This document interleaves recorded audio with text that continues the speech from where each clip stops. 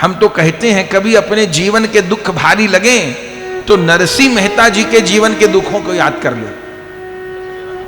कभी किसी बहन को अपने जीवन के दुख भारी लगे तो मीराबाई जी के जीवन के दुखों को याद कर ले, तो पता चलेगा कि अपना दुख तो राई के दाने के बराबर भी नहीं है।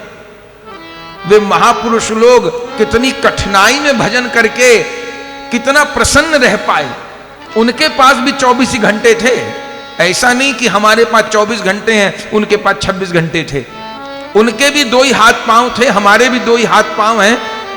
और आज हम लोग तो बड़ी सुविधा में रह रहे हैं, उनके पास इतनी सुविधा नहीं थी। तो पहला कारण भक्तों के जीवन में दुख का कि उनके द्वारा भगवान आदर्श उपस्थित करते हैं कि देखो इनको, देखो इनको अपने जीवन का आदर्श बनाओ। नरसिंह जी गृहस्थ में रह के कैसा भजन किए, कितनी कठिनाइयों को पार किए, पहली बात। और दूसरा कारण क्या है, जब कोई भक्ति करता है, जब कोई भगवान की प्राप्ति के मार्ग पर लगता है तो भगवान भी उसको ग्रहण करने के लिए आतुर हो जाते हैं। और प्रभु की प्राप्ति में जो बाधक हैं वो हमारे आपके कर्म हैं। इस जन्म में और पूर्व जन्मों में जो कुछ भी हम गलत कर्म कर आए हैं वे सब ही भोग के रूप में जीवन में आते हैं और वो बाधा देते हैं। तो जब कोई भक्ति करता है तो भगवान उसके प्रारब्ध नष्ट करना शुरू कर देते हैं, तो उसके जीवन में विशेष रूप से भोग आने लग जाते हैं। माने कोई जब पाप कर्म करता है तो उसके जीवन में कोई पिछले जो पुण्य कर्म है वो आगे आएंगे, और जब कोई पुण्य कर्म करेगा तो उसके जीवन के पिछले पाप कर्म आगे आएंगे।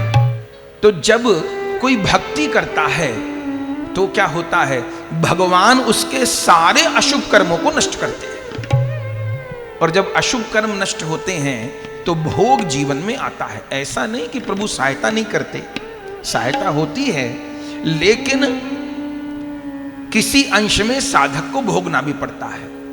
कौन कर्म कितना बड़ा है, हमारा भजन कितना है, उसके अनुसार जो प्रारब्ध है वो जीव के आगे आता है। तो जैसे कोई भक्ति में लगता है तो भगवान चाहते हैं कि इसी जन्म में उसके सारे कर्म मैं भुगवा दूं, नष्ट करवा दूं, ताकि इसको मेरी प्राप्ति में बाधा ना हो। तो कई बार सत्पुरुषों के जीवन में भी विपरीत बातें आती दिखाई देती हैं। तो कोई भी कष्ट आ रहा है तो वो हमारे किसी न किसी किए हुए कर्म का परिणाम है। और एक बात और, इस शरीर के रहते जो भोग लिया जाए वो सबसे अच्छा है। बच गया तो दोबारा जन्म है, तो अच्छा है कि शरीर के रहते में भोग कर लिया जाए। तो इसलिए भी भक्त के जीवन में वह कष्ट आते हैं, लेकिन जो भगवान के आश्रित हैं प्रभु उनको गिरने नहीं देते। इतनी बात पक्की है, जिसने प्रभु का आश्रय ग्रहण किया है उसको प्रभु गिरने नहीं देंगे, संभालेंगे बार बार।